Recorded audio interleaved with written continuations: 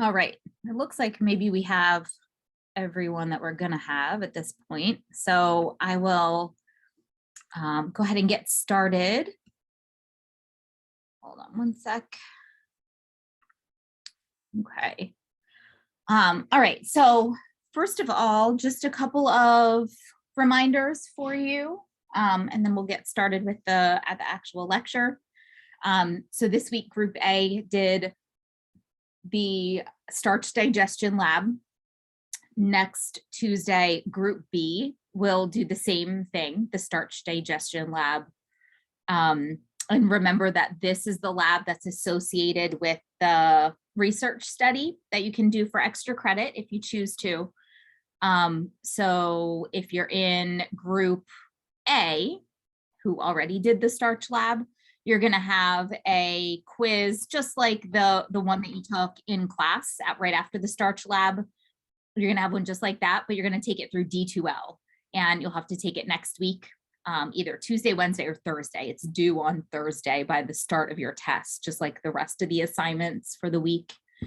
And then for Group B, you guys will do the starch lab next week. So if you're participating in the study, I'll send you guys a reminder, but just make sure that if you do want to participate, that you do the pre-survey and the consent form before the start of your lab on Tuesday. And then the test on Unit 3 is Thursday. So all of your Unit 3 assignments are due by the start of the test. So that's 9:30 a.m. on Thursday. So those are my reminders for things that are coming up for the course. And this unit really is just focused on the digestive system. But the first little bit, if you guys have the study outline and are looking at the PowerPoint, the first little bit is a review of chemistry that you would have covered in Bio 120 in A&P 1. So this is information that you have already learned in a course, but I am reviewing it just because I know some of you may not have taken that course for a little while. Maybe it was like a year ago.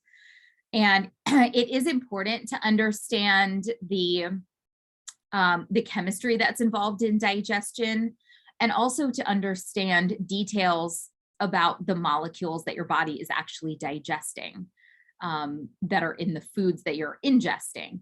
So knowing about carbohydrates, lipids, proteins, what they are composed of, what their building blocks are, the enzymes that break them down, and when they get broken down, what are they broken down into?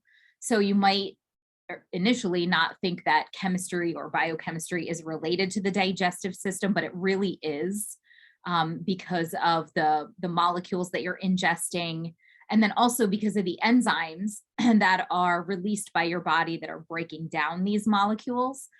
Enzymes are biochemicals. They are they're large molecules, and it's important that you understand the different enzymes, what they break down, what their names are. So that's a big part of the chemistry review. I'm not really going to go through this too much, because if you guys have looked at what I've put in D2L, I do have a posted recorded lecture on this section. So it's not a huge focus on your test. I think I have this written in the test review, but I believe that only like the first 10, maybe 12 at the most questions of the test are on this section, and then everything else is on just the digestive system, which is chapter 23. So the biochemistry review just includes information about basic chemical reactions. The main ones that are occurring in the digestive system are decomposition or catabolic reactions, catabolism. Those are the reactions where you're taking a larger molecule and you're breaking it down into its individual components. So this example, this picture on the PowerPoint here is showing you a decomposition reaction where you're taking glycogen, which is a complex carbohydrate. It's a large molecule, and you're breaking it up into its individual pieces. So that is what happens in the digestive system, and it's performed by enzymes. Then just a review of, what constitutes an inorganic compound versus an organic compound. And then some information about water. Remember the pH scale. Now we've talked about this with the respiratory system, so you guys probably are familiar with this, hopefully. At this point, it goes from 0 to 14, with 7 being right in the middle. 7 is neutral. Anything below 7 is acidic. Above 7 is alkaline or basic. And then just the review of the major organic compounds. So these are molecules that you are ingesting. There's carbohydrates, and then different categories of carbohydrates are listed here. Lipids are fats and proteins. And one example of a protein is an enzyme. Enzymes are proteins. And enzymes specifically are proteins that will initiate or speed up chemical reactions. So in the case of the digestive system, they're mostly triggering these decomposition reactions to break down the large molecules that you've ingested into their individual pieces. So that's basically it for the chemistry review. But again, like I said, there's a whole recorded lecture on that. So just make sure you take a look at that. A lot of the study outline is filled in for you for that section, but you can use that recorded lecture to fill in any gaps that you might still have. So what I really want to focus on is the digestive system itself. That is the PowerPoint that I am going to pull up right now and share with you. Okay, so you guys should be able to see the digestive system PowerPoint. And I am in your, let's see, I'm going into that initial study outline that contained the chemistry review. And we've gone through that whole section pretty quickly. Just make sure you watch the recorded lecture if there's anything you need to fill in. So now I'm on to page 7 of that first study outline, where it gives you an overview of the digestive system and just gets right into it. You'll see this picture in your outline. This shows you all the major structures and organs that are part of the digestive system. So you have basically starting at the mouth at the top and going all the way down the pharynx, which is the upper throat, the esophagus. From there, that goes down into the stomach. The stomach is this organ right here that connects to the small intestine, which is here in the middle, and then the large intestine, which wraps around the small intestine. That's the last part of the GI tract or the digestive tract. And then there are also some accessory structures or accessory organs that are part of the digestive system. So these are structures that food doesn't actually go into.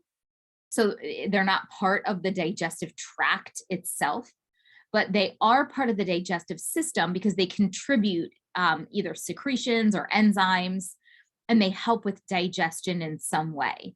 So these include structures like the teeth and the tongue in the mouth. So food isn't actually going into your teeth or into your tongue, but they help with digestion because they help with chewing. Also the gallbladder, and then some glands, which include the salivary glands in the mouth, the liver, which is this really large organ here, and the pancreas, which is kind of hidden underneath the stomach. The pancreas produces a ton of digestive enzymes. So let's go through, and I do have this in the webpage that I've created. I have definitions for this, but I can give them to you again. Definitions for the major digestive processes. They're listed right here and they're listed in your outline. The first one is ingestion, which is basically eating. It's the intake of food through the mouth. So that only occurs at the mouth.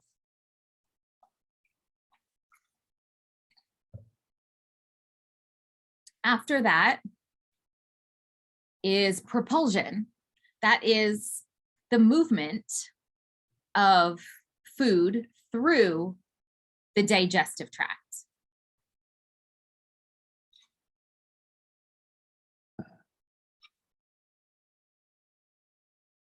So there's a lot of different movements that help propel food through the digestive tract. There's swallowing, which is moving food from the oral cavity down through the throat. There's peristalsis, and you guys have a definition for that in your outline. These are regular contractions that occur in the GI tract, the digestive tract, that push food constantly forward in a forward direction. Okay, next thing is mechanical breakdown. That is the physical breakdown of food into smaller pieces. So like chopping up food into smaller pieces.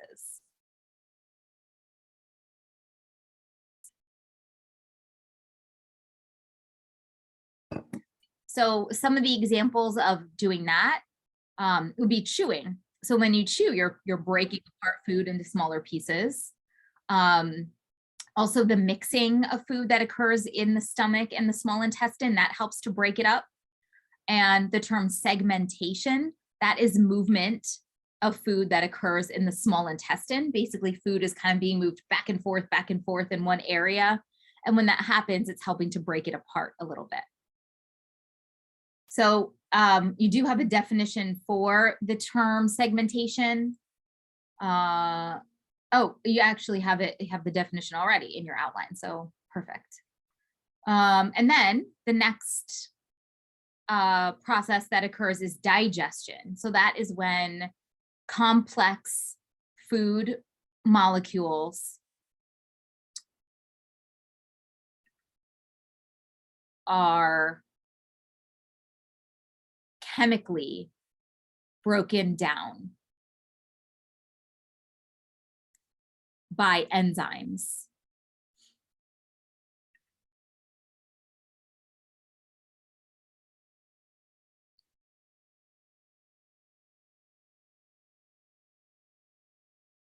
So they're not just physically being broken apart into smaller pieces, but they're chemically being broken apart. So like chemical bonds between molecules are being broken by enzymes. So that's what digestion is. And then after that, you can have absorption. Now that you have all these small pieces of nutrients, you can have absorption, which is the transport of nutrients from the GI tract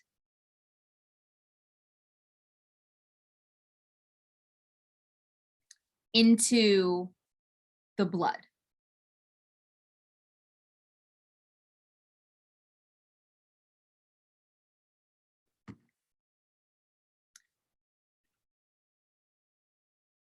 Okay, and then finally, the last one is defecation, which is the elimination of undigested food,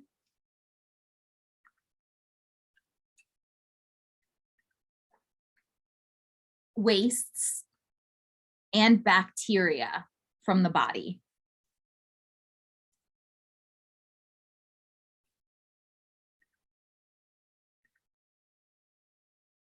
You said undigested food and what else? Yep.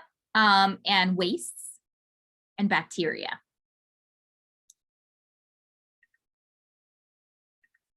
Okay, so that's just eliminating those things from the body. All right, so all of that's going to occur during the entire digestive process. So the next thing now in your outline are some of the membranes that are associated with the digestive organs and structures, and then also the layers that make up the gastrointestinal tract, the GI tract, which is also known as the alimentary canal. So the first really big membrane is called the peritoneum. The peritoneum covers most of the digestive organs in the abdominopelvic cavity. It covers almost everything in the abdominopelvic cavity.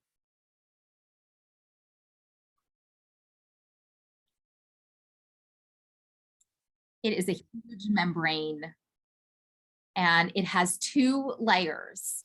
There is a visceral layer and a parietal layer. The visceral layer is the inner layer. So the visceral peritoneum, it directly covers the surface of most digestive organs.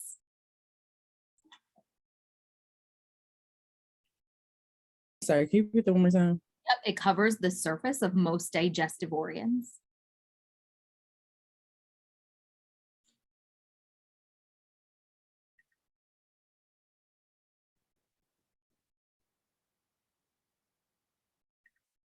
And the parietal peritoneum lines the abdominopelvic wall.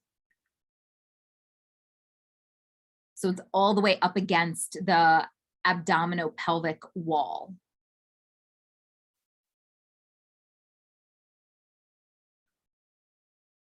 So this is kind of a strange picture, but you're looking at a view of the abdominopelvic cavity from the side, and it's been cut into.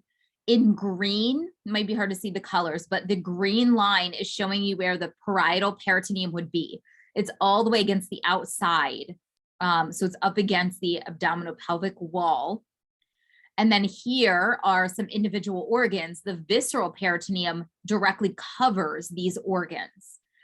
So in between these two layers, you have a space. You can see like a big space right here.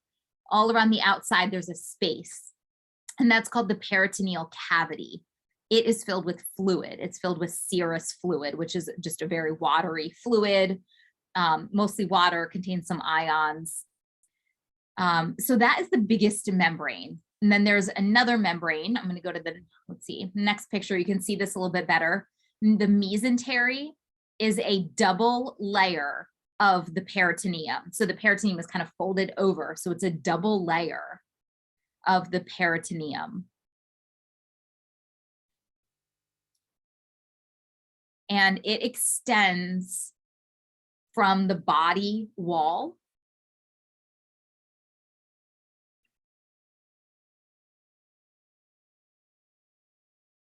and connects to digestive organs.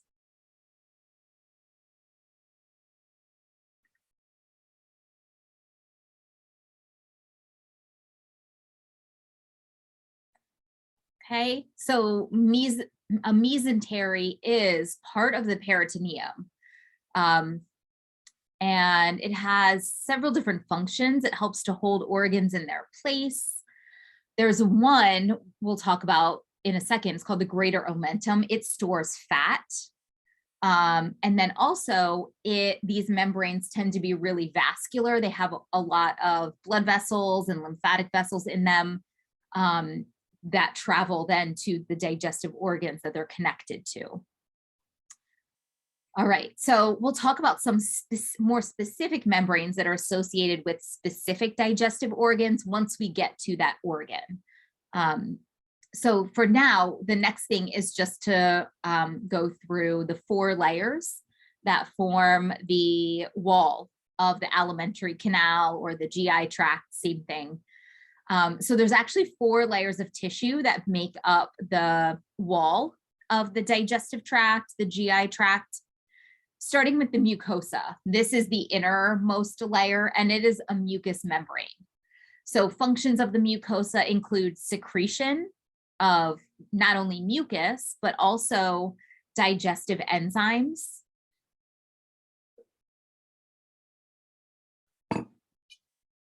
Another function is absorption of nutrients after digestion.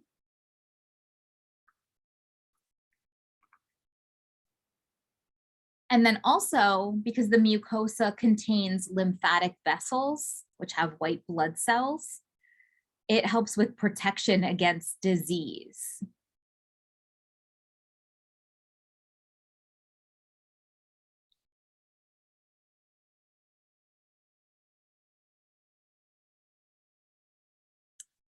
Okay, so this layer here, the innermost layer, is the mucosa. So just outside of that, this sort of brownish tan color is the submucosa. It is just connective tissue. It's really vascular, so it has a lot of blood vessels.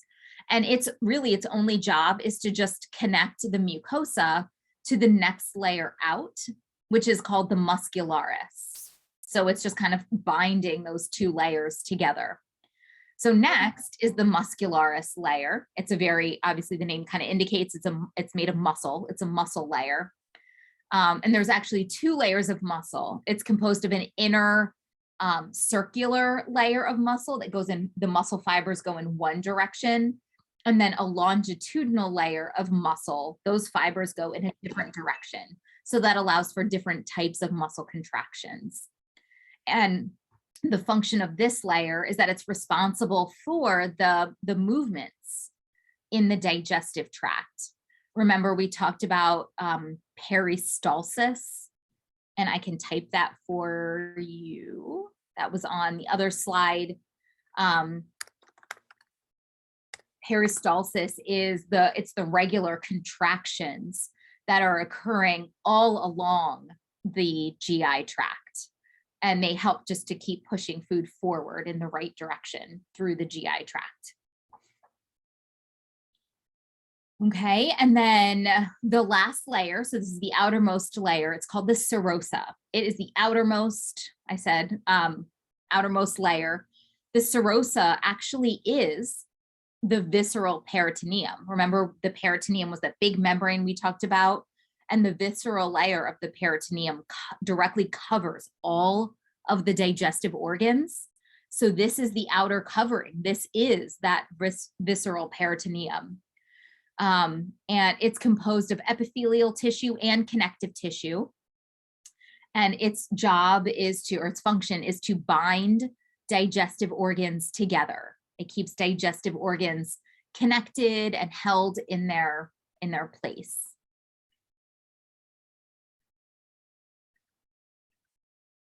Okay. So oops. Can't advance my slide. Here we go. The next thing is to talk about, there actually is kind of like a little own nervous system that the digestive system has all to itself. It's called the enteric nervous system. So this is specific just to the digestive system. It's nerves that supply just the digestive system.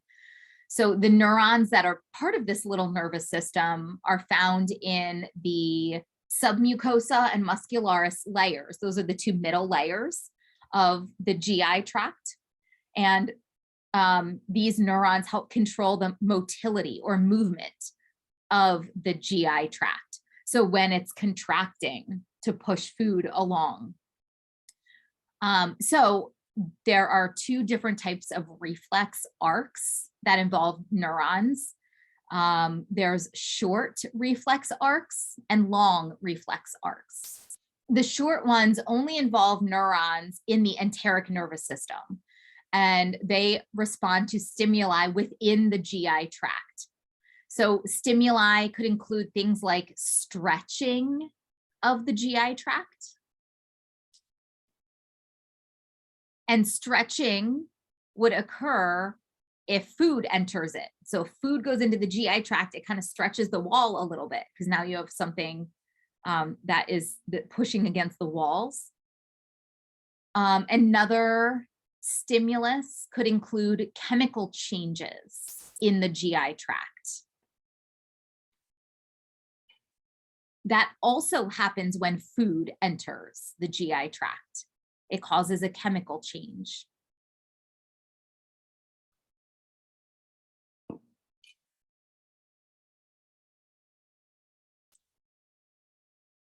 Okay, so those stimuli are always coming from within the digestive tract or the GI tract.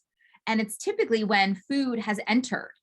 When food enters, it either causes, well, it does cause stretching or changes in the chemical composition of the GI tract. And then that is detected by receptors, and it's controlled just through these short reflex arcs. So it's only in that area. But there's also long reflex arcs, and these are controlled by the central nervous system. Remember, the central nervous system is your brain and your spinal cord.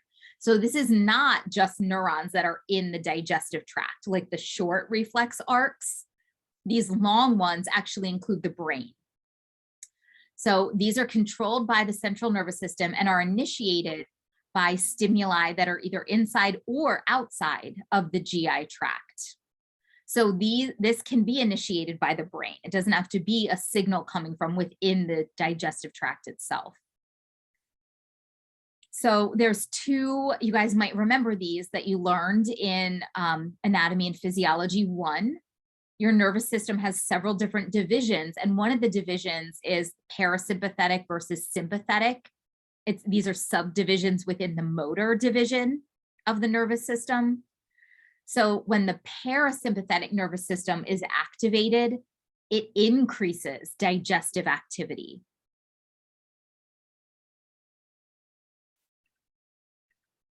And when the sympathetic nervous system is activated, it inhibits digestive activity.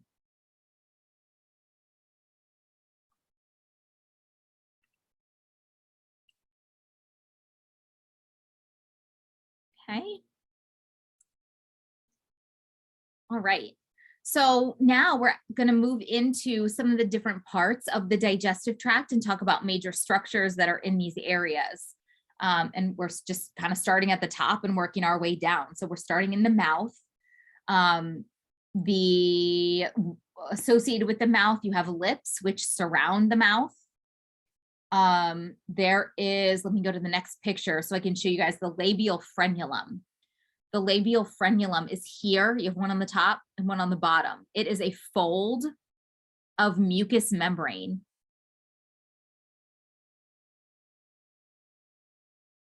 That attaches the lip to the gum.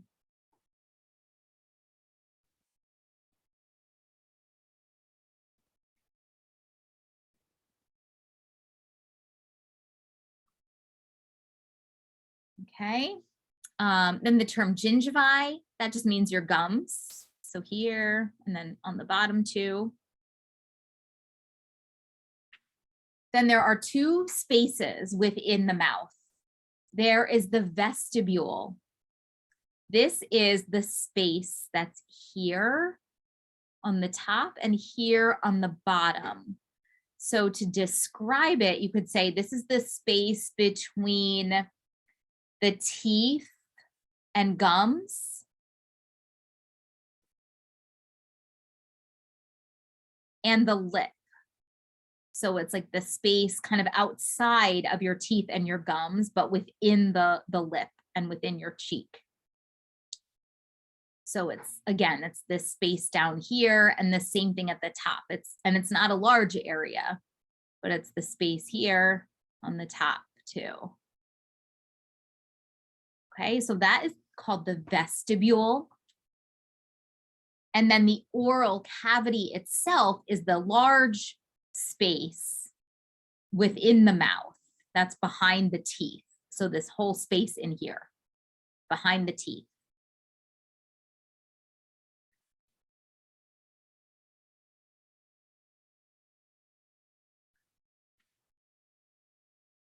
Okay, and then you guys know the palate, we talked about that with the respiratory system. The palate is here, it forms the roof of the mouth. And there's two parts to it. You have the soft palate and the hard palate. The hard palate is the anterior portion that's made of bone. And the soft palate is the posterior portion back here that's made of muscle.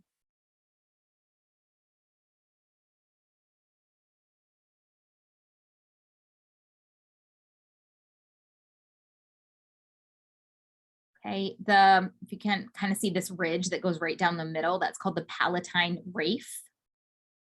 That's just the ridge right along the midline. And so again, back here is the soft palate. Hanging down from the soft palate is the uvula. So that's just a muscular process that hangs off of the soft palate.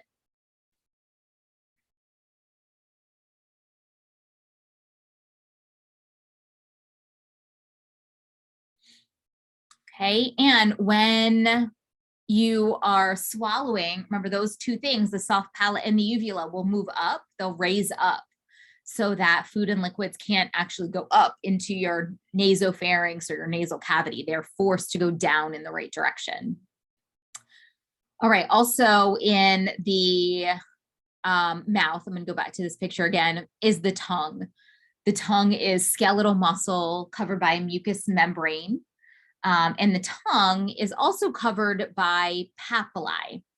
These are small bumps which contain the taste buds.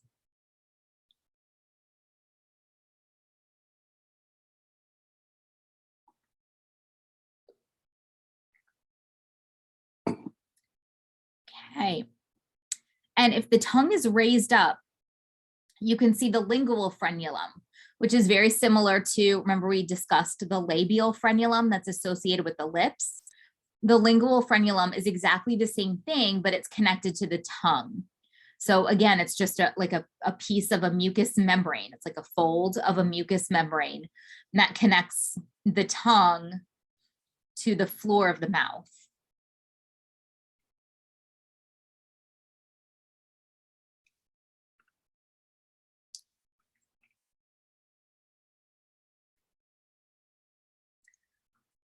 Okay, and in your outline, you guys already have definitions for the two types of muscles that are within the tongue and just the movements that they perform.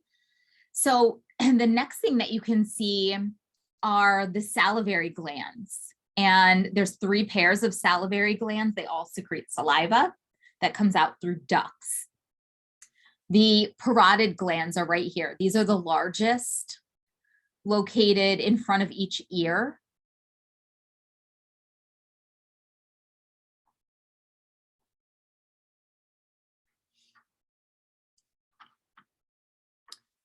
Then the submandibular gland, the name describes exactly where it's located. Sub means under, and mandibular refers to the mandible. This is located directly under the angle of the mandible, right where the mandible kind of curves.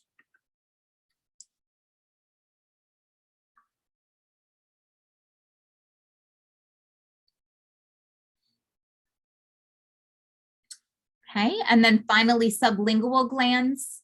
The name also tells you where these are located. Sub means under, lingual refers to the tongue. These are the smallest glands located under the tongue. And they actually secrete a thicker type of saliva. And that gets secreted during times of stress.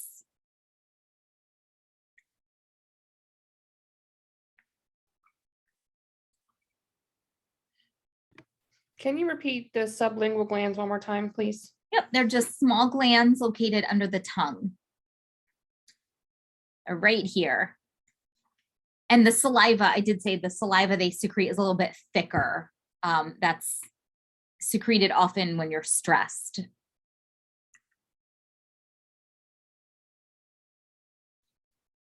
Okay, so for saliva itself, you guys have a lot of the details of it already in your outline. The only thing that is not filled in, you guys have functions and everything. The normal pH for saliva is about 6.5, a pH of 6.5. So it's very close to neutral. It's just very, very slightly acidic, but almost a 7, so almost at neutral pH. Okay, so the next main structure that's found in the mouth are the teeth, which are located in sockets within the gingivae. And their main function is to break apart food and grind it into smaller pieces to help with that physical breakdown of food. So there's 4 different types of teeth. They're listed in your outline. There are incisors, which look like this. These are the 4 anterior teeth. They're used mostly for like cutting and biting food.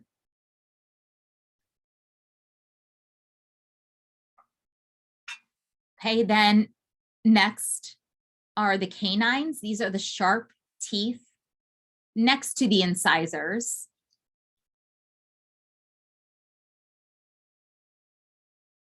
Used for a similar function as incisors, for biting and tearing food.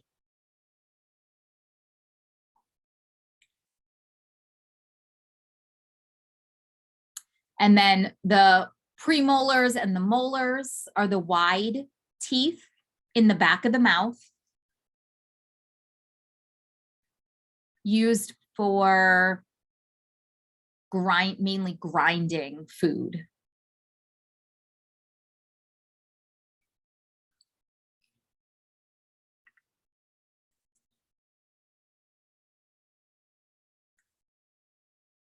So if we look at the dentition, this is the teeth that you have in your mouth. There's the primary dentition, which shows the deciduous teeth. And these are what we call the baby teeth. So these are the teeth that you start out with. And then they are replaced with the permanent dentition. Those are the adult teeth. So you actually start out with fewer teeth. There are 20 teeth that typically a child will have by the time they're about 2, typically 3 at the oldest. You'll have all of these deciduous teeth. There's 20 of them, and you can see them on this side of the screen of the PowerPoint slide. This shows you the top and the bottom. You should have the same on the top and the bottom, same number, same type of teeth. And they go by a dental formula to tell you the number of each type of tooth. Remember, there's 4 types of teeth: incisors, canines, premolars, and molars. And the dental formula will tell you how many of each type of tooth you have on one side. And then you'll know that on the other side, you have the exact same number. So for the primary dentition, the formula is 2102. That means there are 2 incisors, 1 canine, 0 premolars, and 2 molars. So that's 2102. Same on the other side, and then exactly the same on the bottom. So those teeth will come out and they're replaced with the adult dentition, the permanent dentition. There's 32 teeth in all. And that dental formula is 2123. So that means 2 incisors, 1 canine, 2 premolars, 2 premolars here, and 1, 2, 3 molars. And that last molar is the one that we call the wisdom tooth. You have 4 of those. They're the ones that are all the way in the back of the mouth. So if you've had your wisdom teeth out, or if they haven't like actually grown into your mouth yet, then you might actually have less than 32 teeth. But typically in total, if you have all 4 wisdom teeth, you would have 32 total teeth. Okay, so let me go through the parts of the tooth. You guys have a nice chart in your outline, which shows, and I'll pull it up here too, a picture of the tooth. So you can see the different parts and like substances that the teeth are made of. So the first 3 things listed are parts of a tooth: the crown, the root, and the neck. The crown is the part that's visible above the gum line. So it's everything that you can see, the whole tooth, part of the tooth that you can see.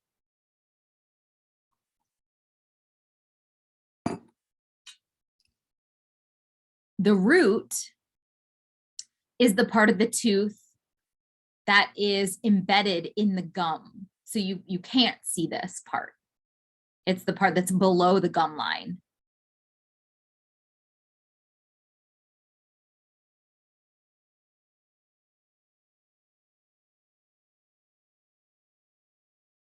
And then the neck is located right at the gum line. It's just a very small section of the tooth that's right at the gum line.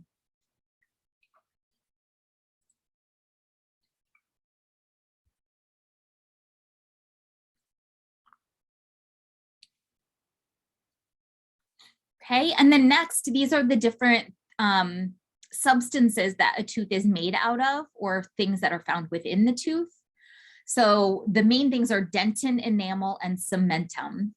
First of all, the dentin is what's shown in blue. If you guys are looking at this picture of the tooth, this is calcified connective tissue, and it composes the majority of the tooth. It's calcified connective tissue, so it's pretty hard. It's like similar to bone in consistency.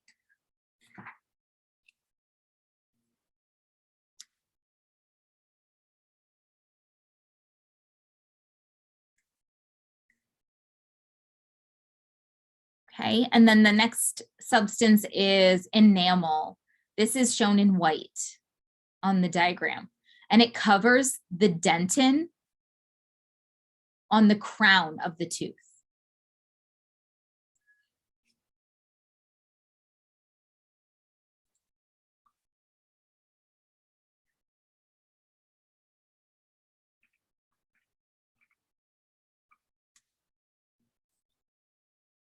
Okay, and enamel, just one interesting thing, this is the hardest substance in the body. It's harder than bone, it's harder than dentin.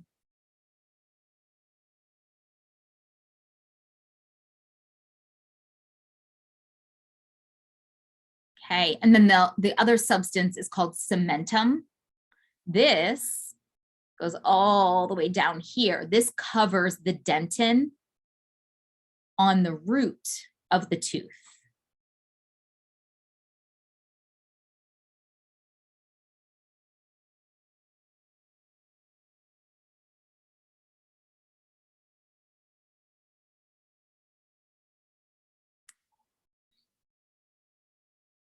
And if you look closely at the root, you can see, you guys see all these little white things connected to the tooth just at the root? These are called periodontal ligaments, and these anchor the tooth to the bone surrounding it. These are anchoring the tooth in place within the bone.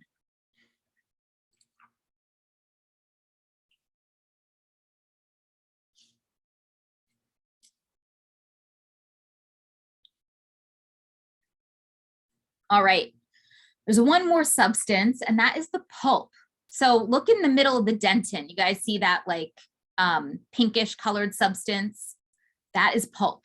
This is a very soft tissue found within the pulp cavity in the middle of a tooth.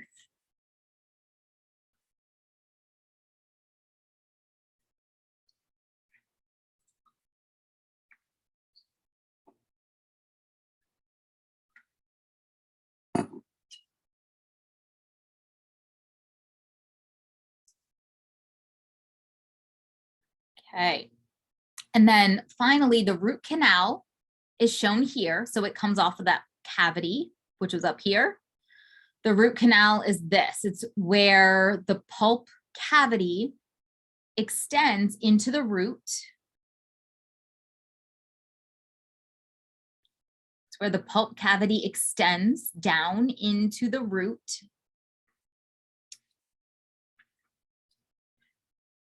And if you look all the way at the bottom, there is an opening at the bottom of that root canal. That is called the apical foramen, and you have that written in the chart. A foramen, you may remember from A&P 1 when you learned about the skull and you had all those little holes in the skull, they're called foramen. So a foramen is always an opening or a hole. And this apical foramen is an opening at the base, at the bottom of the root canal.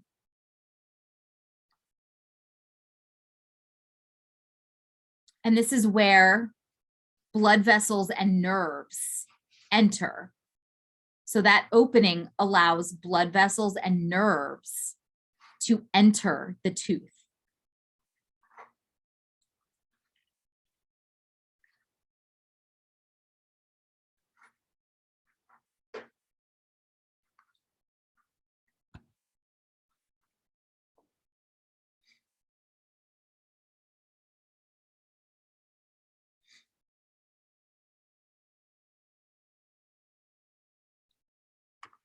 Okay. So moving on to just the mouth in general, we're almost done. I just want to go through, remember we listed the 6 main digestive processes that occur in the digestive system. So for every structure that we talk about, I have kind of a little checklist here for every structure that we'll go through. And we'll check off which digestive processes occur in that particular area of the digestive tract or that particular organ. So in the mouth, you have ingestion, propulsion, and that propulsion occurs through the process of deglutition. That means swallowing. We're actually going to talk about that process more in just a minute. It's in the next outline. So propulsion is moving food forward. That occurs when you swallow. Mechanical breakdown, remember that's the physical breakdown of food. That occurs through mastication, which means chewing. And then digestion, remember that's the chemical breakdown of food. And that starts in the mouth through the work of the enzyme that's in your saliva called salivary amylase. There's no absorption and no defecation in the mouth. Okay, so the next part we'll go through quickly, and then we'll get done with your first study outline. We'll move on to the second one in a sec. But the next part of the digestive system is the pharynx. That's the upper throat. And you guys know the 3 main divisions because we talked about this with the respiratory system: nasopharynx, oropharynx, and laryngopharynx. They all form the upper portion of the throat. So that part's easy. You guys already know those 3 divisions. So I think what I'll do, because now we're done with that first study outline, we're going to pick up with the second one, and I'll do as much as I can in that one. But I'll give you a break because it's a good time, since we just finished the first one, good time to take a break.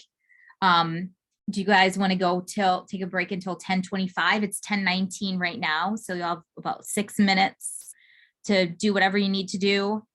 And we'll meet back at 10:25 and work on the second study outline. Okay, so I'll see you in a couple minutes.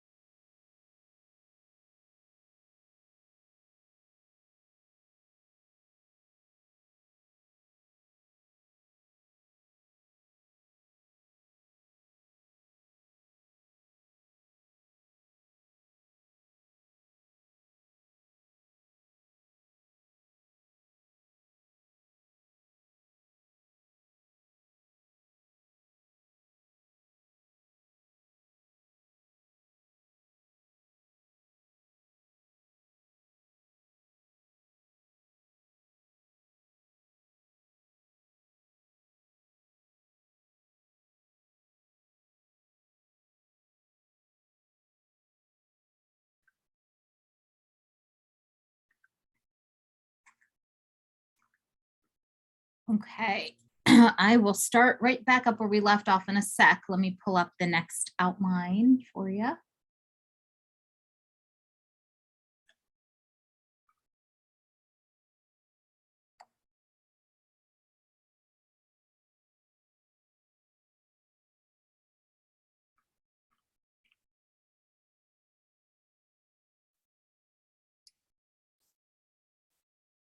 Okay.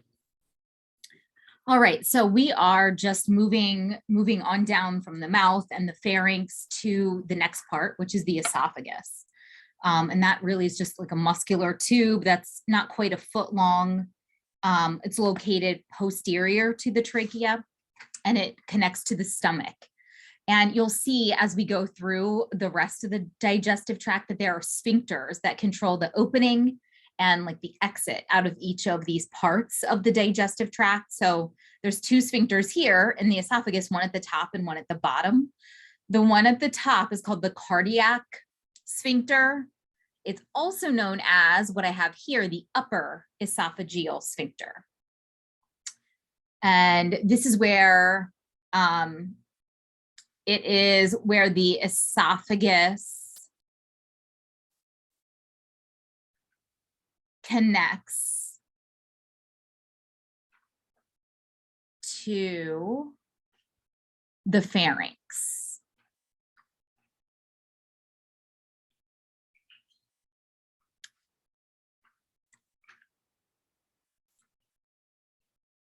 I'm sorry, hold on.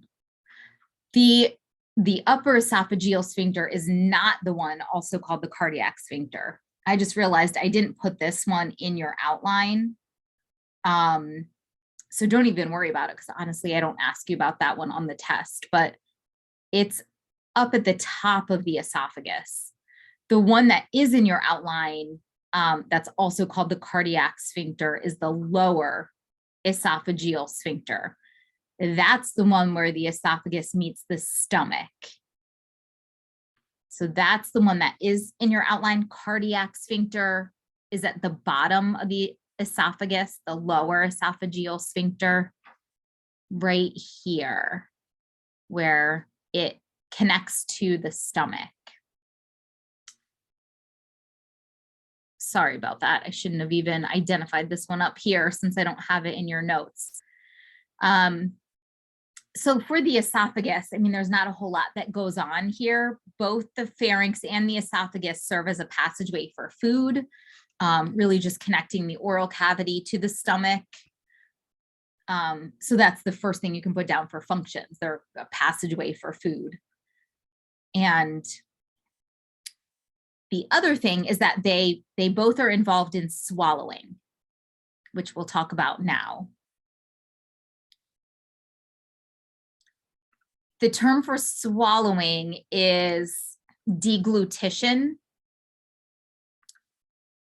And deglutition is initiated in the mouth, but it continues down through the pharynx and through the esophagus.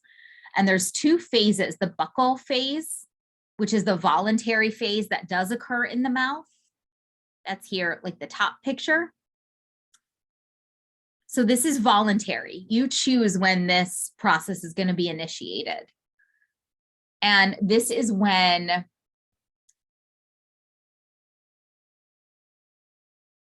the bolus, which is a new term here, a bolus of food is basically, it's kind of gross, but it's like a chewed up mass of food. It's food mixed with saliva.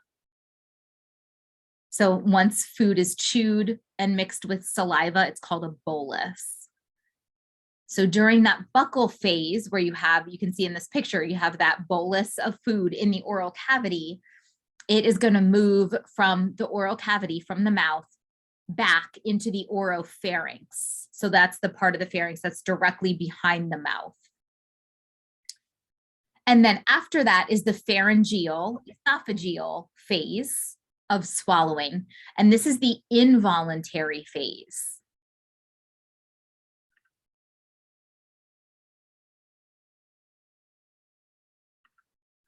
That pushes food through the pharynx and the esophagus.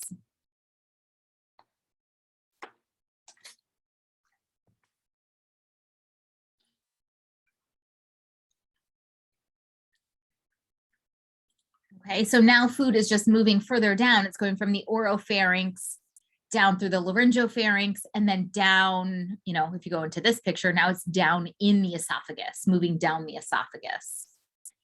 And there are a couple things that happen at this point of swallowing, of deglutition, and they're listed in your outline. So respiration is momentarily inhibited because you can't move air through your pharynx if there's food moving through your pharynx, just at that quick moment. Also, the tongue is going to raise up, and you can see that in the picture. It's going to raise up and block off the oral cavity, so food can't just go right back into the oral cavity. Remember, the soft palate and the uvula raise up. They block off the nasopharynx and the nasal cavity, so food can't go there. And then also remember that the epiglottis folds over and it covers the airways. It covers the glottis, which is the opening within the larynx that leads down into the trachea. And it prevents food and liquid from going down into the airway, forces it to go into the proper tube, which is the esophagus. So from the esophagus, now you can see that bolus being swallowed. It goes down the esophagus, and ultimately it's going to enter the stomach. So that's the next part of the digestive tract. It's a muscular, curved organ. It's on the left side of the abdominal cavity. You have some more information that's written there in your outline. What you can fill in is the 4 main regions, which are listed in your outline. They're listed right here. So the first one is the cardia. That basically is right here. It surrounds the opening of the esophagus into the stomach. It's right where the esophagus meets the stomach, right here.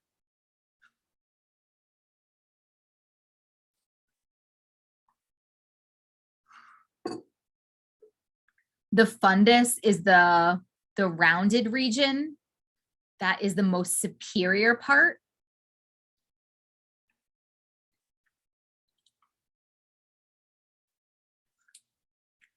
The body is the large central portion. So this entire middle section here.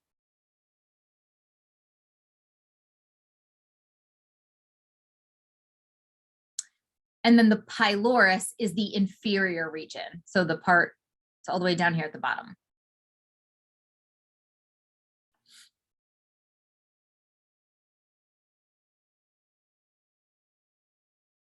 Can you repeat the fundus one more time?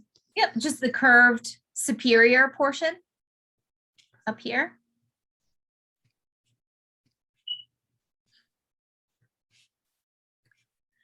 Okay, and then the sphincters that are associated with the stomach. We already talked about the one that's up here because it's also associated with the esophagus. It's that cardiac sphincter. So that is just right where the esophagus connects to the stomach, right here, where esophagus connects to the stomach. So that's at the entrance, that controls like the entrance into the stomach. And then there's one at the bottom of the stomach. So then food's in the stomach for a little while. At the bottom, you have the pyloric sphincter.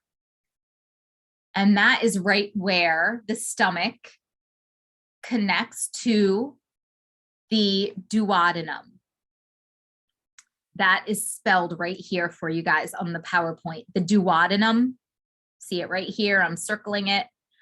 That's the first part of the small intestine. So it's where the small intestine meets the stomach. And the specific name for that part is the duodenum.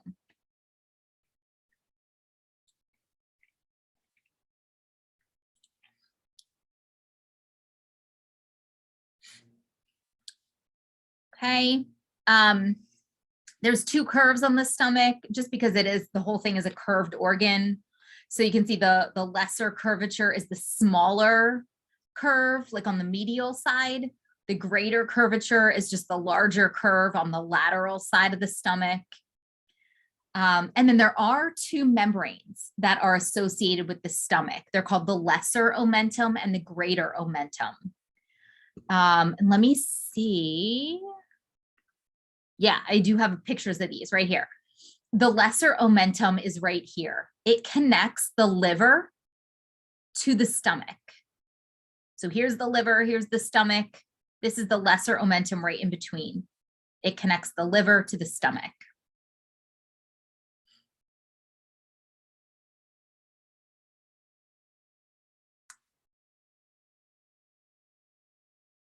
Okay, and then the other membrane is called the greater omentum. It's all of this. So this hangs down from the stomach and covers the small intestine.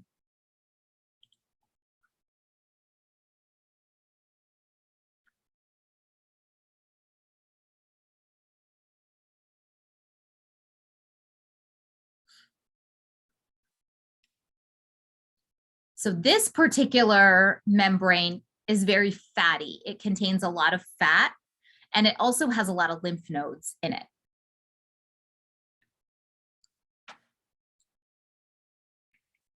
Okay, so we have talked about the 4 layers that you have the whole way through the GI tract, the digestive tract. But in a few places like the stomach and the small intestine, there are a few special like modifications that you'll see. So the stomach does have the normal 4 layers that we talked about: mucosa, submucosa, muscularis, and serosa. But as far as the modifications go, the mucosa contains a ton of mucus cells, which produce a really thick layer of mucus that covers the stomach lining. Now, you don't really have that in the other places throughout the digestive tract.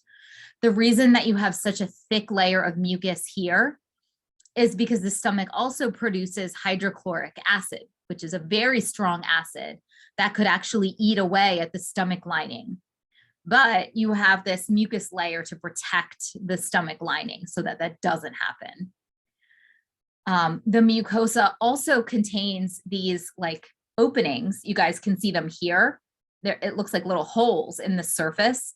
They're called gastric pits. They lead down. If you follow them down, you can see they lead down to these gastric glands, which are composed of different types of cells. All of these cells secrete a different secretion. They secrete a different substance. So all of the secretions together, like everything coming out of these gastric glands, is called gastric juice. So the different types of cells that make up the gastric glands are listed in the chart. And I want to cover as much information as possible for you guys. So I'm not going to go through this, because if you look at the webpage that I created for you, I have this exact chart and it's all filled in for you. So you need to go into D2L and go to the digestive system webpage that has all kinds of, it's the thing that has all the definitions and links to videos, or videos are embedded right there. And in that, you will see this chart and it is filled in. So you guys can take that time to fill in your study outline using that information. And when you go through and you write it down, it's going to help you remember that. So I would highly suggest that you go in and rewrite that information that I've already given you, but put it in your study outline, because the process of just writing stuff down helps you study and helps it stick in your mind. So rather than wasting time going through it a second time for you, just please make sure you get that info from the webpage. It is all in there, I promise. So going down from below to below that chart, the digestive processes that are occurring in the stomach, we've got our checklist. Remember, ingestion only occurs in the mouth, so it's not happening here, but we do have propulsion because peristalsis happens the entire way through the digestive tract. We have mechanical breakdown because the stomach is contracting and it's churning food around, so it's physically breaking it apart some more. We do have chemical breakdown of food that happens here through the work of certain enzymes. And also acid helps to break apart food too. And then absorption, there's just a really, really small amount of absorption that happens in the stomach, not much at all.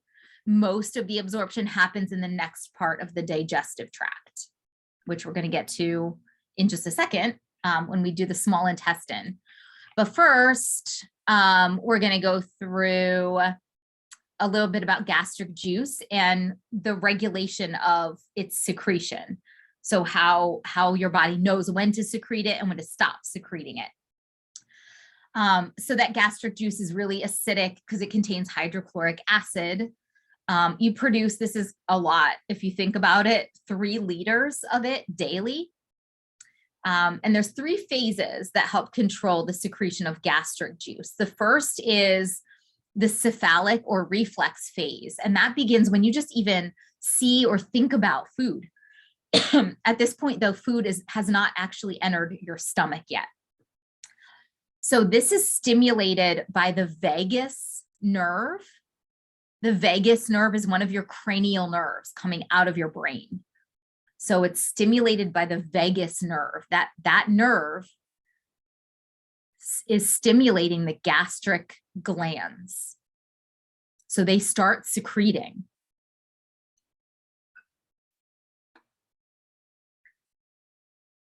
And they're doing that. I mean, you haven't actually eaten yet, but because you're thinking about food, your body is preparing for food to enter your digestive tract. So you begin secreting gastric juice even before you've eaten anything. So that's the first phase. Then comes the gastric phase, and that occurs once food actually enters the stomach.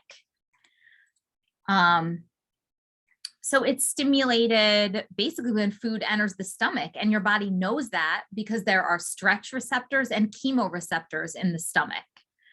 The stretch receptors detect when they are stretched when food enters the stomach.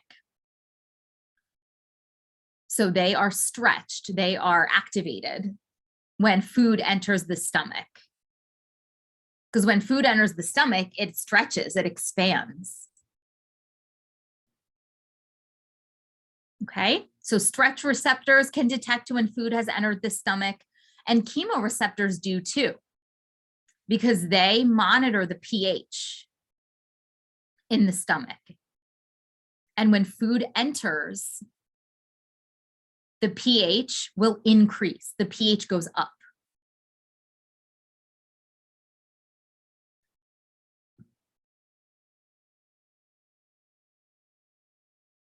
So when that happens, when food enters the stomach and both of those receptors are stimulated, that causes the release of gastrin.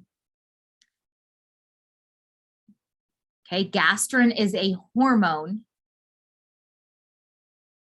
that triggers the release of digestive enzymes and acid by the stomach.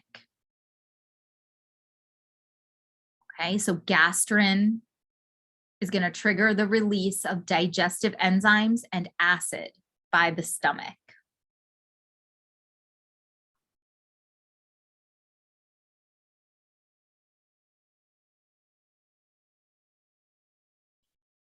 Okay, so we have, if you guys are looking at this picture, I know it looks complicated, but it's really not too much.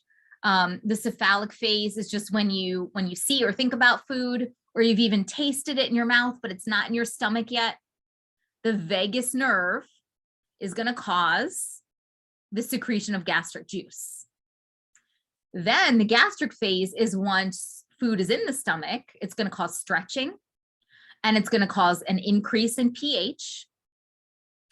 And that causes the release of gastrin to trigger the release of gastric juice. And you're releasing these digestive enzymes and acids, which help with digestion. Okay. That can be inhibited. The gastric phase can be inhibited. And it would be inhibited if like you don't need to release gastric juice if you haven't eaten. So inhibition would be if there's an acidic pH, because if the pH is acidic, that would indicate that the stomach is empty. There's no food in it. So if the pH of the stomach starts to go down and get more acidic, your body's going to realize, okay, that's happening because there's no food in here anymore. So it doesn't need to keep releasing gastric juice. So it's going to stop. It's going to inhibit that if an acidic pH is detected.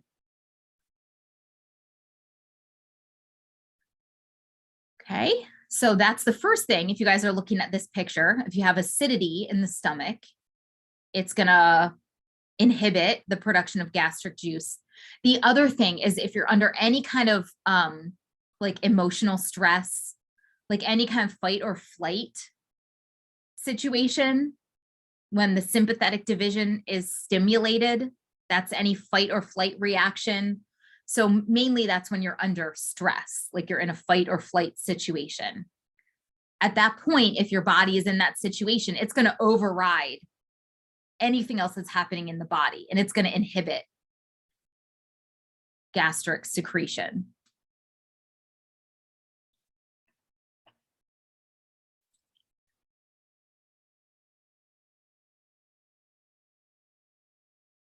Okay, and then finally, the intestinal phase occurs when, so you have the term chyme here, C-H-Y-M-E. Chyme is the term for food now that it is liquefied and mixed with gastric juice.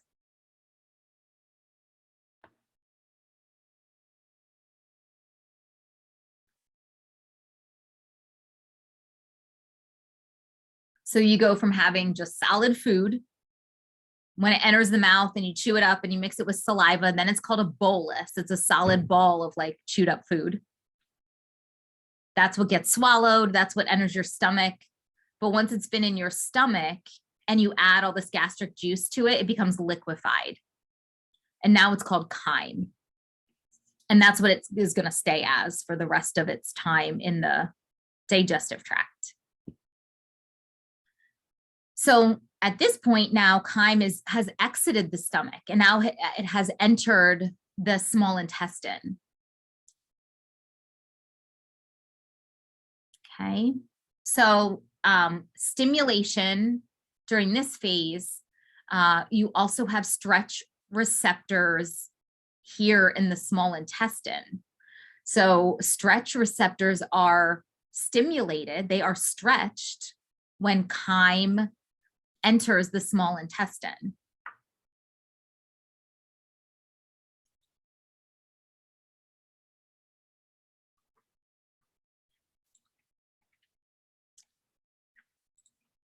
And the presence of chyme in the small intestine is going to trigger the release of several different hormones, and it triggers what's called the enterogastric reflex. And basically what that means is it's just going to cause the slowing down of all gastric activities.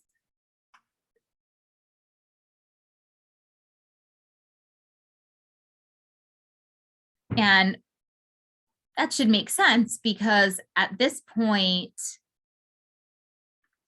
food is no longer in the stomach, so you don't need the stomach to continue secreting gastric juice or anything at all for that matter. You don't have food in there anymore. Food is now moved into the next portion of the digestive tract.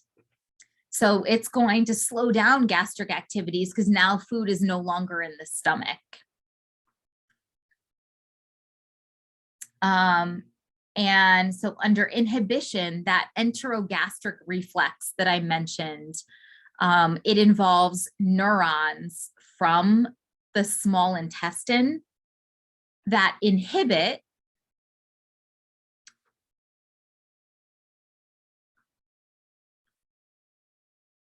gastric juice secretion.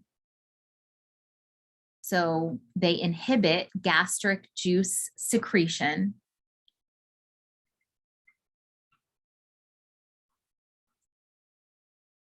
And I mentioned before, there are 3 hormones that also do that. When these hormones get released, they inhibit gastric juice secretion. And those 3 hormones are listed. There's gastric inhibitory peptide, secretin, and a really long one called cholecystokinin. That's abbreviated a lot of times as CCK. Those 3 things are hormones that inhibit gastric juice secretion. So again, in the intestinal phase, now food is in the intestines. It's no longer in the stomach. So during that phase, you're pretty much just slowing down and stopping all of the gastric activities because food is no longer in that area of the body. Okay, so moving on to the small intestine. This is a really important part of the digestive tract because this is where the majority of digestion and absorption occur. So 2 sphincters associated with it, one at the top, one at the bottom. Remember the pyloric sphincter we talked about with the stomach? This is where the stomach connects to the duodenum, which is the first part of the small intestine.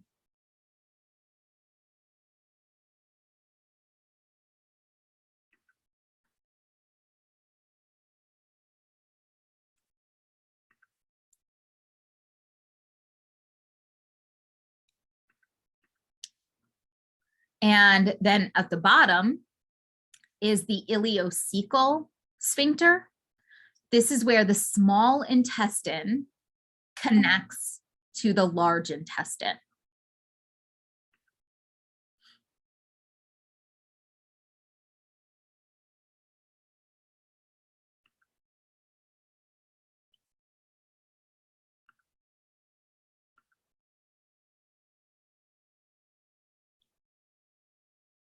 Okay.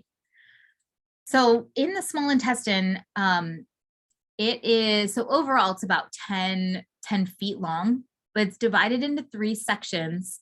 The first section is shown in purple here. This is the duodenum. That's maybe about a foot long, not even, like it's about the first 10 inches or so. Then the middle section is called the jejunum, which is shown in blue here. That's the next approximately 3 feet. And then the last segment is called the ileum, shown in pink. And this is the biggest portion. This is about 6 feet. Okay. So again, for this one, just like with the stomach, you have a chart that is showing you, oh, actually, no, this isn't the chart that I put in your thing. That's the next one. So this chart, never mind. Let me go through this chart. This shows you some of the special modifications to the mucosa of the small intestine. Because so much absorption happens here, you have special modifications that are for absorption, to make absorption easier. The mucosa has villi and microvilli, which help with absorption. The villi are these like finger-like projections that stick up from the mucosa. They are finger-like projections. They look like a little pinky finger. They are on the mucosa. They're part of the mucosa.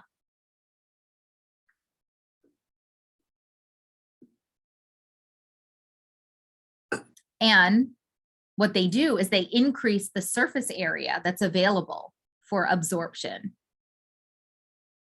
So absorption can happen faster and easier.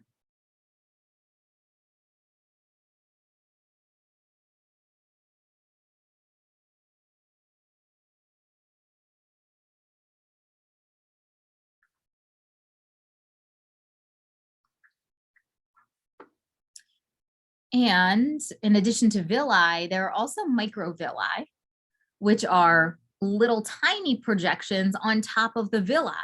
They are so small, they're microscopic, that you can't see them on this picture, but they're basically little tiny villi on the villi.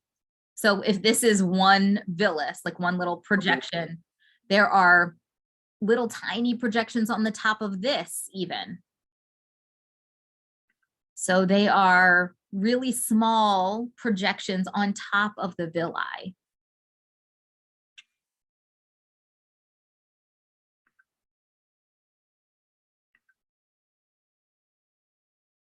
And they increase the surface area even more.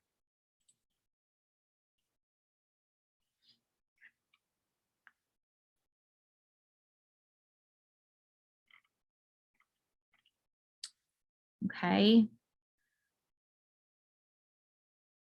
So as far as the rest of the tissue that makes up the wall of the small intestine, so that those things are part of the mucosa. You also have the rest of the normal layers, the submucosa, the muscularis, and the serosa. but there are special glands here in the small intestine. They're called duodenal glands. They are, because they're called duodenal glands, that tells you they're only located in the duodenum, which is the very first part of the small intestine. And these glands secrete an alkaline mucus. They secrete an alkaline, so that's the pH. Alkaline means that it's a basic pH. They secrete an alkaline mucus, and that neutralizes the acid that is in the chyme. Remember, chyme is the liquefied food. But in the stomach, you added acid to it. So at this point, it's acidic. So this alkaline mucus helps to neutralize the acid that is in the chyme.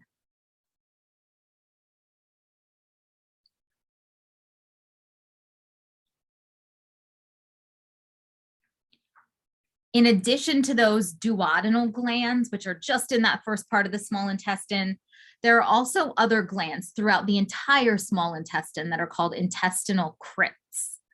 And these are just like the gastric glands in the stomach. They have several different cells that make up these glands. Each cell secretes a different substance that has a specific function. And that is the next chart. And this is the chart that I also have in that same web page that I was talking about before. So you have the chart for the gastric glands and all the cells that are part of them and all their secretions. You also have this chart. So I'm not gonna take the time to fill it in with you right now because you can get it from that web page. And I wanna obviously get through as much as I can that you don't have already for you guys in D2L. So make sure that you check that out, just like with the one for the gastric glands. Okay.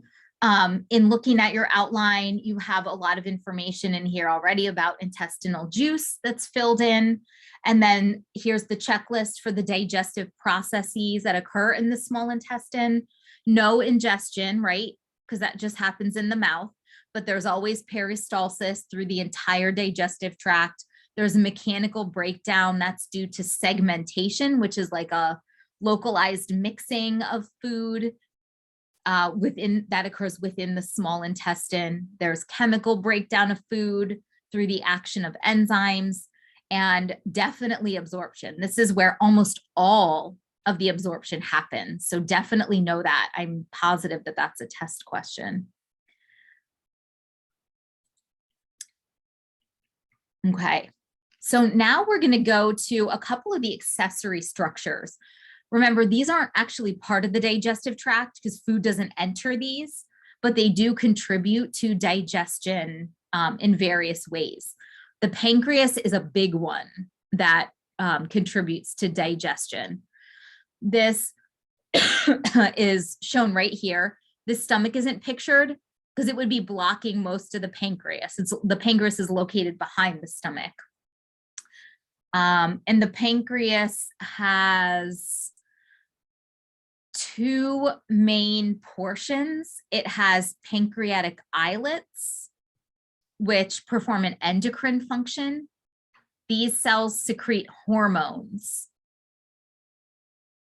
And the hormones that get secreted, I'm sure you've heard of: insulin.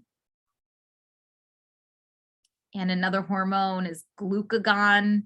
Those two together help regulate your blood sugar. So the pancreatic islets are the parts of the pancreas that secrete hormones. But then the other portion it's composed of acini cells. And these are the cells that secrete enzymes. These secrete enzymes. And all of these enzymes get secreted into the small intestine.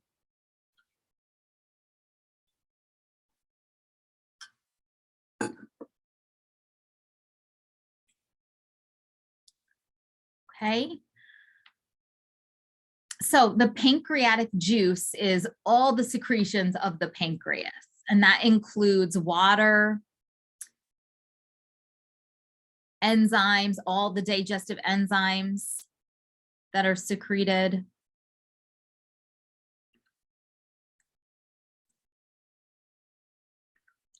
And some ions too.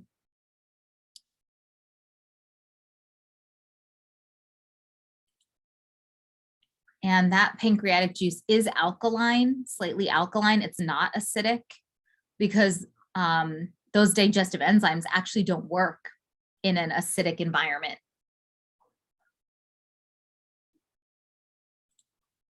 All right. So we'll go through the, let me see, the various enzymes, and I'll let you know what they break down. So the pancreas, you guys can see, the pancreas secretes a bunch of different enzymes. It secretes a carbohydrate digesting enzyme, which is called pancreatic amylase. Remember, there's also salivary amylase that's secreted by the salivary glands. Any kind of amylase always breaks down carbohydrates. So the first part of the name just tells you what structure it comes from, but amylase always is going to digest carbohydrates. So this is called pancreatic amylase, and it will break down starch. And I'll actually write this down for you on here. So it breaks starch, and what it breaks it down into is smaller carbohydrates, which are called disaccharides, and even smaller are monosaccharides.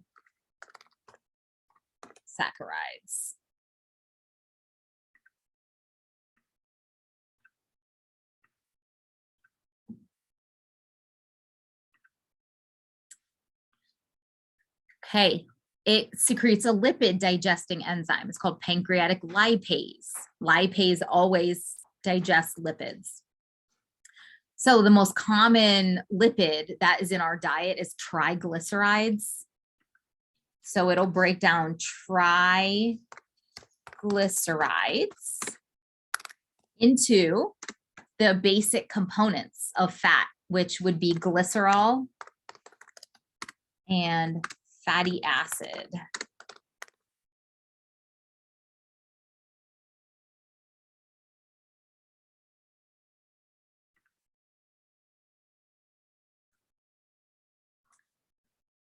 All right, then there are nucleic acid digesting enzymes, and the nucleic acids are DNA and RNA. So this will break down DNA, which is deoxyribonuclease. That's the full name for DNA, and RNA, ribonuclease. And it'll break them down into their basic components, which are called nucleotides. Those are the building blocks that they're made up of. And if you don't remember all these building blocks that these different molecules are made up of, carbohydrates, fats, DNA, and RNA, this is all in that chemistry review. That's in the very beginning of the first study outline, and I have that recorded lecture for. That is just a really small part of your test. Remember, it's like 10 to 12 questions. Okay, and then the last ones are the protein digesting enzymes. So these are pretty interesting because these enzymes have to be secreted in their inactive form. And then once they're secreted, then only then are they activated. Once they move into the small intestine, then they get activated. Because these enzymes are so powerful that they would actually, like if they were secreted in their active form, they would literally digest the cell that's secreting them. So if they were active, they would break down the very cell that's making them. So they're always secreted in their inactive form until they are inside of the small intestine, and then they get activated. So then they will break down just the food molecules that are in the small intestine. Okay, there's 3 different protein digesting enzymes. So for each one, I've listed the name of the inactive form and then the active form. And the first 2, trypsin and chymotrypsin, those first 2 do the same thing. They break down proteins into peptides, which are smaller proteins.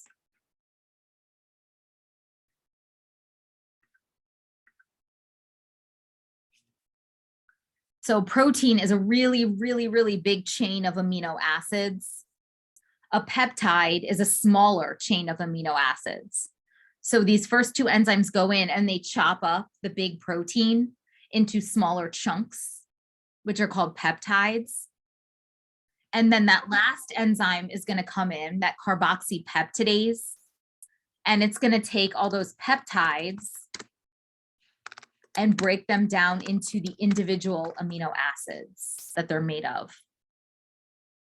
So first, you have an enzyme that breaks down a protein into smaller pieces. And then you have another enzyme that comes in and takes those smaller pieces and breaks it apart into all the individual units that is made up of. And those are called amino acids.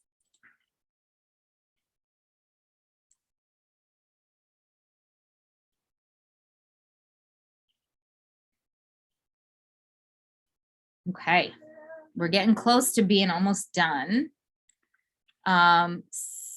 So the next thing we have, whoops. Okay, next thing is the liver and the gallbladder. So this shows you a view of the liver. It's the largest internal organ. It is divided into 2 lobes. The right lobe is the larger one on the right side, obviously. The left lobe is smaller. And the falciform ligament is this white structure that separates the liver into those 2 lobes.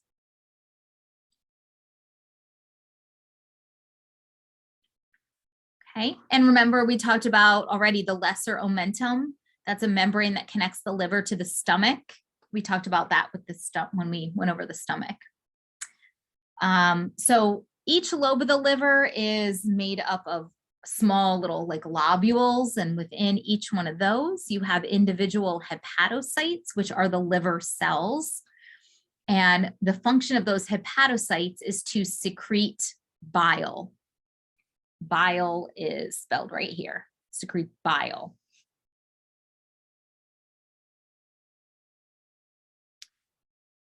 Okay, so each one of those liver cells, those are called hepatocytes. Those are shown in the tan color. They're like a cube shape. In between those hepatocytes are really large capillaries that are called sinusoids. And so you can see those here. Those sinusoids are lined with Kupffer cells, which are phagocytes. And we've talked about those before when we covered the lymphatic system. Phagocytes are basically cells that will destroy any like foreign material, any old worn out cells. It'll remove it from the blood and get rid of it before it can cause any kind of harm to the body. Okay. So down at the bottom of the outline, you guys have a list of the main functions of the liver. The liver does a lot. It's a really vital organ for the body. This is just in your PowerPoint, another list, even a more extensive list of all the functions of the liver. The main ones are in your outline. So those are the ones that you can go by. But there's just to show you that there's a ton of things that the liver does. But with regard to the digestive system, one of the main things that it does is, like we said, it produces bile. So bile is kind of this color. It's like a yellowish greenish liquid. It has a pH of about 8. The pigment that gives it this color is called bilirubin. And bilirubin is produced when red blood cells are broken down.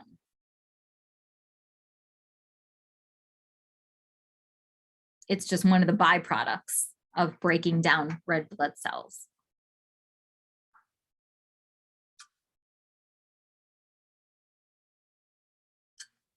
When bilirubin is broken down, when it's secreted into the digestive tract, if it gets broken down, one of its byproducts is called stercobilin. And that is the pigment that gives feces its color. If you ever wondered why your poop is the color that it is, that is why.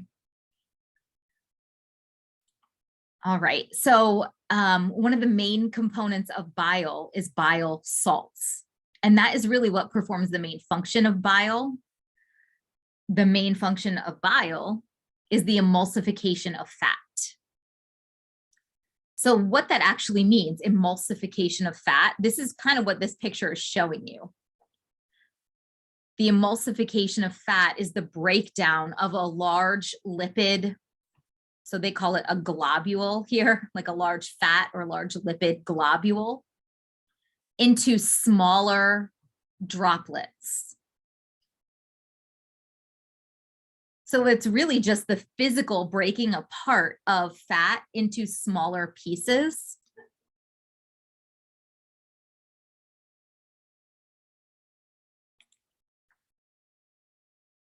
And that makes it easier to be digested. Like when you physically break it apart into smaller pieces, it makes digestion much easier, digestion by enzymes easier.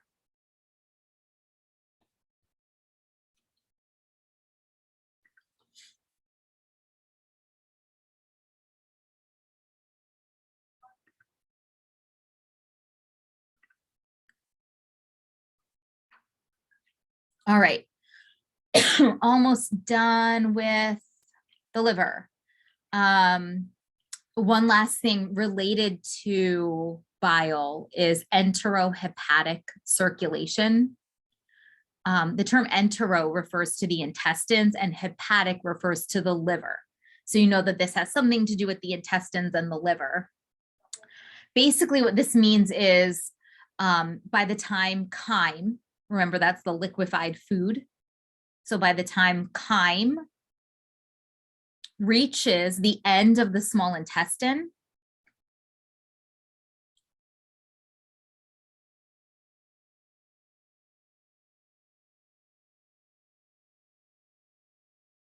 almost all of the bile salts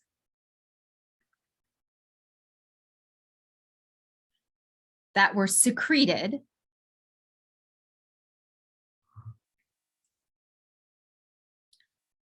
will be reabsorbed by the blood.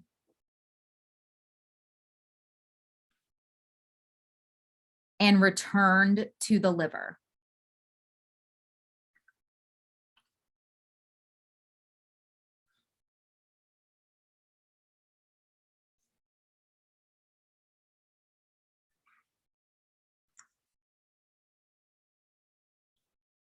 Okay, so basically what this means, and you guys have this PowerPoint, so you can kind of read through and see for yourself, but bile, remember bile salts are a main component of bile. So when bile gets released into the small intestine, it's going to help with breaking down fat, right? Like we just talked about. But what this means is that almost all, like 95% of the bile salts that were initially secreted, they're going to get reabsorbed and sent back to the liver, and then they can be reused again and again and again. So the liver doesn't have to make brand new bile salts every single time that bile is being secreted. They get recycled. That's basically all that this means. Okay. There are two disorders or diseases of the liver that I want to mention here. They're in your outline. The first one is hepatitis, and the ending itis means inflammation. So this is basically inflammation of the liver. And it can be caused by several things. It can be caused by a virus, by drugs, alcohol. But most often it's caused by a virus. And there's different types of hepatitis depending on the cause. So symptoms of hepatitis, initially, it's like flu-like symptoms.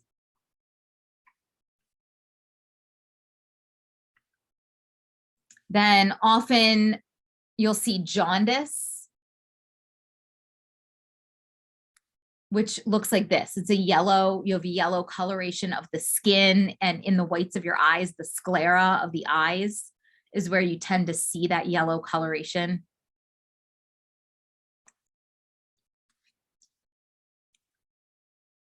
Okay, and then also the liver will swell. It's inflamed, so it's going to be swollen.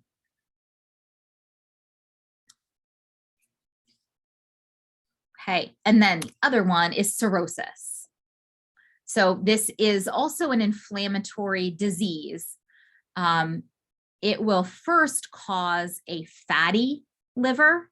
So you get fat deposits in the liver.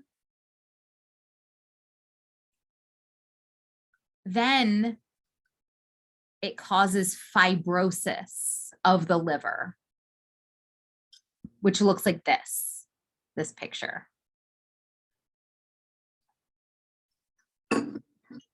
So that fibrosis, fibrous tissue is basically like scar tissue. So you have healthy liver cells, healthy hepatocytes that are being replaced with non-functioning scar tissue. So as that happens, the liver is going to start to lose its function because it's losing hepatocytes. Causes, so typical causes of cirrhosis are alcoholism and also hepatitis can lead to this.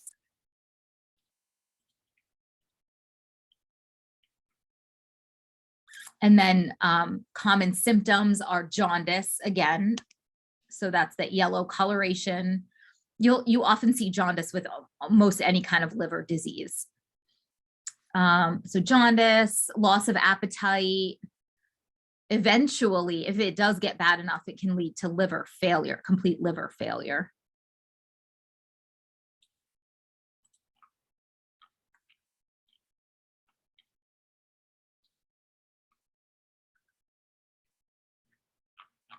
Okay, so I can go through the gallbladder in like the minute that we have left, but we got through almost everything. So I'm pretty happy with what we got through. Really, the only thing you have left is like the large intestine. And a lot of that is just, the anatomy, going through the parts of it. So that's easy. Here's the gallbladder. Here's what it looks like. It's just a really thin kind of sac that's located under the right lobe of the liver. And its function, you can fill this in your outline, is to store bile when it is not immediately needed for digestion.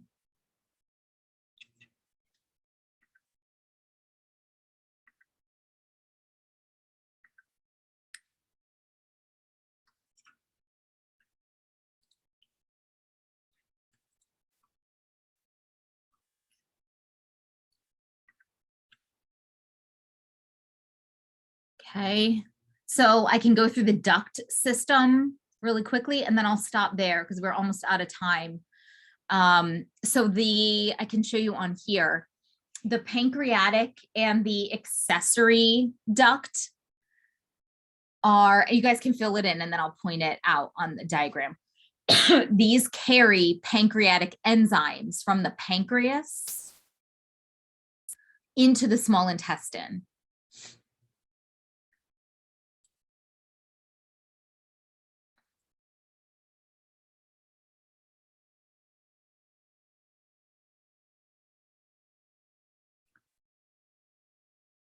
So